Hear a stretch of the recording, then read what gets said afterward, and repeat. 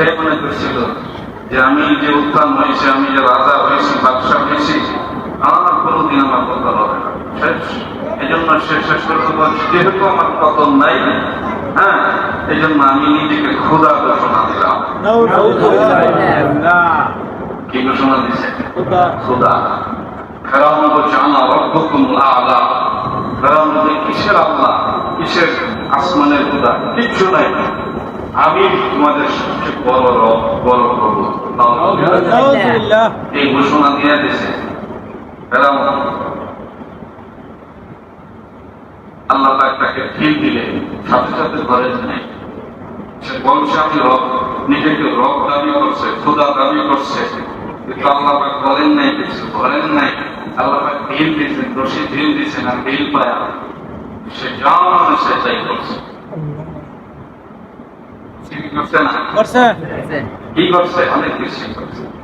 সবচেয়ে বড় অপরাধ যেটা ছিল খোদাই দাবি করার পরে সবচেয়ে বড় অপরাধ যেটা ছিল যে সে তার রাজ্যের সমস্ত পুত্র সন্তানদেরকে হত্যা করে দেওয়ার নির্দেশ দিয়েছে।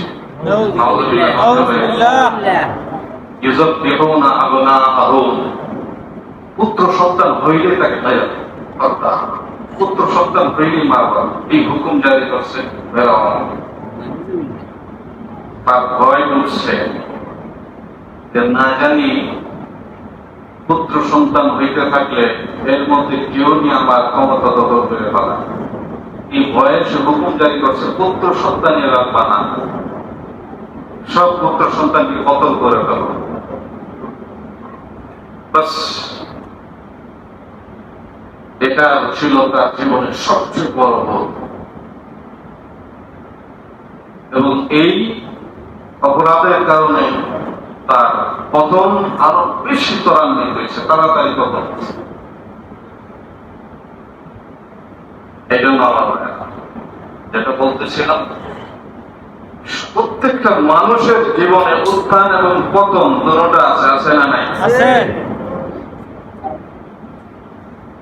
যেটা আমি গত সপ্তাহেও বলছিলাম, মনে আছে কিনা আপনাদের? জানি না, আছে ভুলে গেছে। মসজিদে তো আসেন না, নামাজ পড়েন না, তাহলে মনে থাকবে।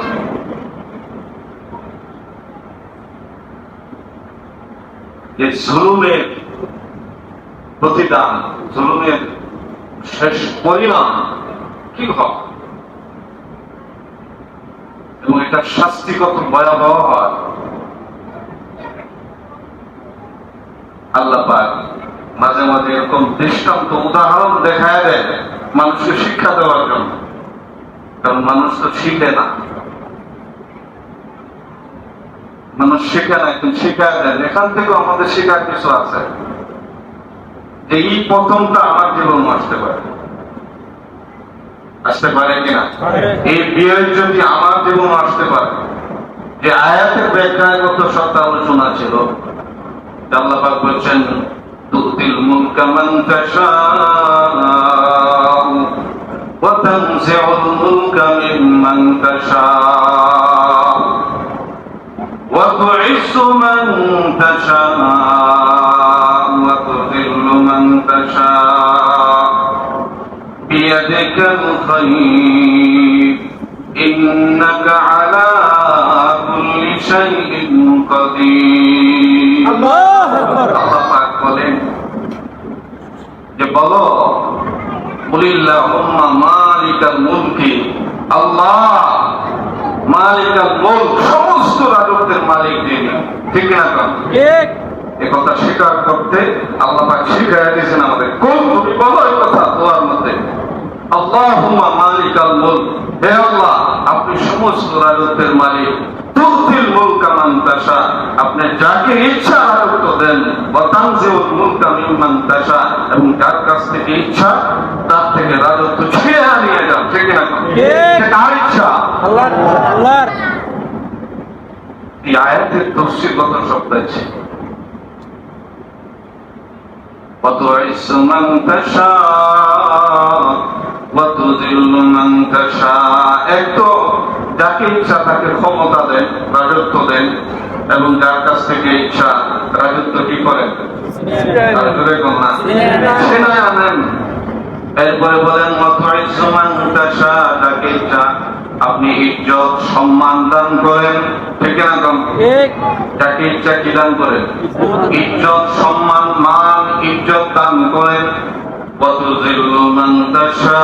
আর যাকে ইচ্ছা যদি করেন অপমান করেন, কানে কইরা কি করেন? আয়াতের বাস্তবতা দেখেন। ১,৫০০ বছর আগে আয়াত নাযিল হয়েছে, ঠিক না? ১,৫০০ বছর আগে এই আয়াত নাযিল হয়েছে। ১৪৫০ বছর পরে আইসা এই আয়াতের বাস্তবতা আমরা দেখতেছি। আরো আসছে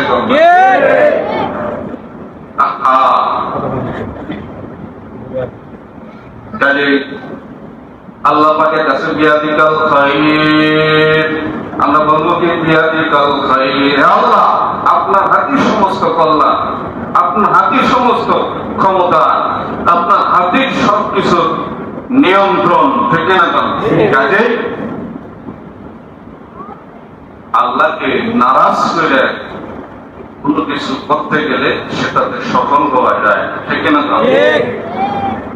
আল্লাহ সন্তুষ্ট হইলে তুমি জীবনে সফল হইতে পারবে না।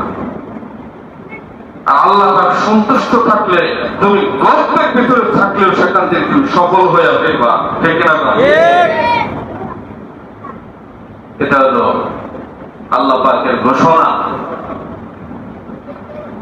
কিন্তু আমরা যে বিজয়, যে স্বাধীনতা মাঝে মাঝে জুলুম থেকে রেহাই পাওয়ার মাধ্যমে পাই, ঠিক না? ওই স্বাধীনতাটা, ওই বিজয়টাকে আমরা কিভাবে পালন করব, এটা হলো আজকের আলোচনার বিষয়। আমরা যে বিজয় লাভ করি, স্বাধীনতা অর্জন করি, স্বাধীনতা পরবর্তী সময়টা, বিজয় পরবর্তী সময়টা আমি কিভাবে পালন করব? জুলুমের মধ্য দিয়ে, জুলুম কইরা, অশান্তি কইরা, লুটপাট কইরা, অরাজক পরিস্থিতি তৈরি কইরা, সন্ত্রাসী কইরা না। তাহলে কিসের মাধ্যমে? আল্লাহ রাসূল আমাদেরকে শিখাইয়া দিয়েছেন যে বিজয় পরবর্তী তুমি কিভাবে চলবা, স্বাধীনতা পরবর্তী তোমার করণীয় কি, আল্লাহ তাআলা আমাদেরকে শিখাইছেন, আল্লাহ রাসূল আমাদেরকে শিখাইয়া দিয়েছেন। আল্লাহ পাক শিখাইছেন, আগে এটা শুনি, ঠিক না? স্বাধীনতা পরবর্তী এবং বিজয় পরবর্তী আমাদের করণীয় কি, এটা আল্লাহ পাক আমাদেরকে শিখাইয়া দিয়েছে কি করতে হবে। আল্লাহ পাক বলেন لا ينهاكم الله عن الذين لم يقاتلوكم ولم يخرجوكم من دياركم।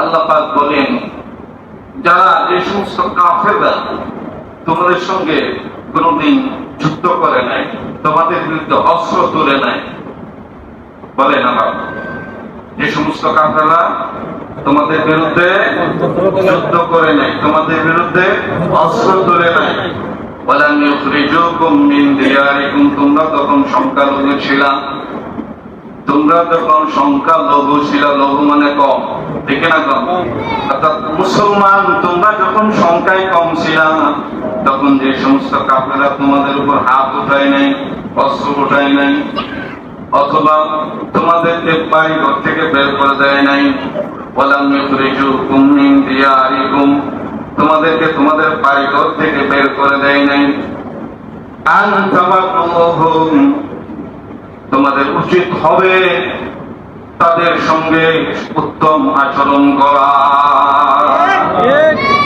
আন তাবাররুহুম, তাদের সঙ্গে ভালো ব্যবহার করবা, উত্তম আচরণ করবা, ওয়ান তুকসিতু ইলাইহিম, এবং তাদের সঙ্গে ন্যায়ের শাসন করবা, ন্যায় সঙ্গত আচরণ করবা, ইনসাফ করবা। ইন্নাল্লাহা ইউহিব্বুল মুকসিতিন, আল্লাহ পাক যারা ন্যায় পরায়ণ, ইনসাফগার, তাদেরকে আল্লাহ পাক বেশি মহব্বত করে, ঠিক না? আমি যদি ইনসাফগার হই, ন্যায় পরায়ণ হই, উদার হই, তাহলে আল্লাহ পাক আমাকে মহব্বত করবেন এবং আমি যে স্বাধীনতা লাভ করেছি, বিজয় লাভ করেছি, সেটাকে আমি ধরে